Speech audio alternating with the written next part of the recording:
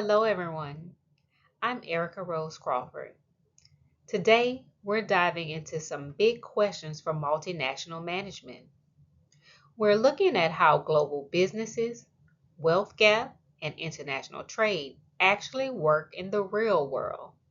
To do that, we're going to connect the ideas from chapters 3 and 7 of our textbook with this week's videos on global trade and poverty traps. Let's jump right in.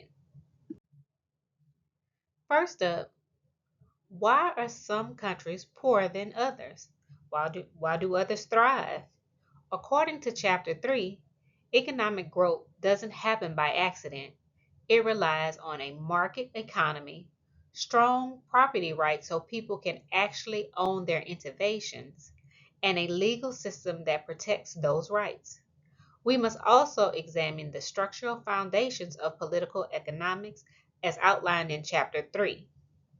Economic development is not just an accident, it relies heavily on three pillars: market based reform, strong property rights, and a reliable legal system.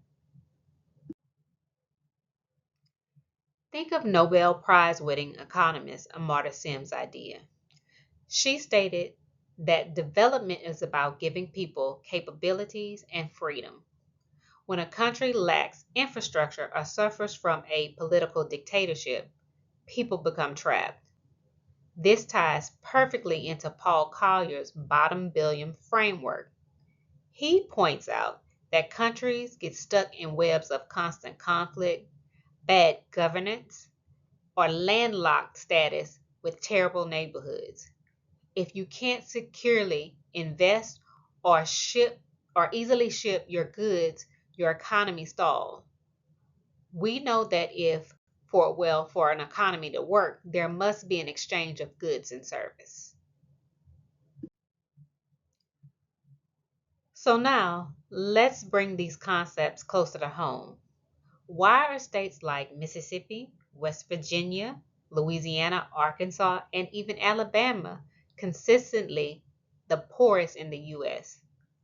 The exact same global theories from Chapter 3 apply right here at the local level.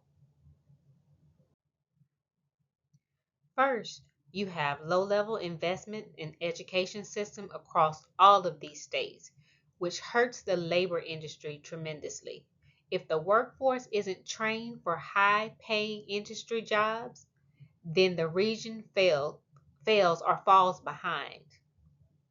Secondly, look at West Virginia with coal or our home state of Louisiana with its oil refineries.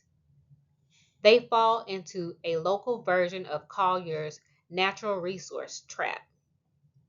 When when economy lies too heavily on one volatile commodity, it often neglects other sectors like tech or manufacturing, leaving broad infrastructures weak and driving up long-term economic risks.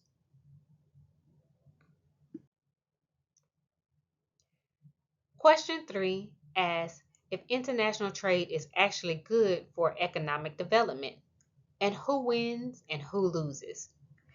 Chapter 7 shows us that free trade is a massive net positive for the world's economy because it lets countries specialize in what they do best.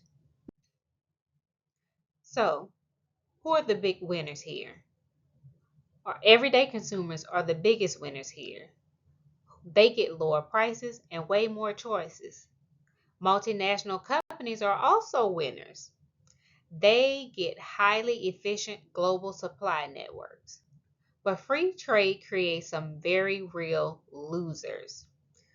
Domestic industries can't compete with cheap imports and they get crushed. And local workers lose their jobs. This is exactly why domestic special interest groups push politicians to shield them from foreign competition. So, what are the main barriers to trade in today's economy? Chapter 7 talks about the economic tools like import tariffs, quotas, or annoying administrative red tape designed to slow down imports. But as Altana CEO Evan Smith pointed out in his interview, global trade is breaking apart. The old system run by the World Trade Organization is now struggling. Because of political rivalries and trade wars, companies no longer just buy from the cheapest source on earth. Instead, they are forced to use friendshoring, which means they only buy supply chains through friendly allies of countries so they can avoid sudden political risk. To wrap things up, whether you're looking at a global poverty trap, regional wealth gaps in the US, or a messy international supply chain, the lesson for us is clear.